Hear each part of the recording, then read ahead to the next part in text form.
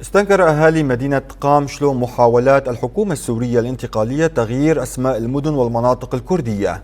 واعتبروا تغيير الأسماء يمثل مساسا بالهوية والثقافة الكردية، داعين الالتزام بما نص عليه اتفاق 29 من كانون الثاني، حيث أصدرت مبادرة الشعب في قامشلو اليوم بيانا قرئ في ساحة مزار الشهيد دليل صاروخان بمدينة قامشلو من قبل عضوة أكاديمية الشهيد عقيد تشيلو لجين إبراهيم بحضور العشرات من الأهالي الذين رفعوا يافطات كتب عليها لغتنا هويتنا ولغتنا وجودنا. كما أكد البيان أن أسماء المدن والبلدات الكردية تعكس التاريخ والثقافة الكردية، داعيا الحكومة السورية الانتقالية لاحترام هذه الحقيقة والاعتراف بها قانونيا، رافضا أي ممارسات تنكر وجود الكرد أو تهميش هويتهم،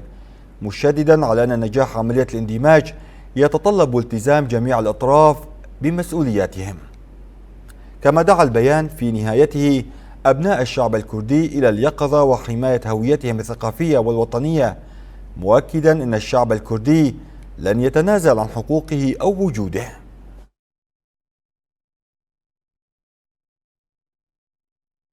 وجه وار ما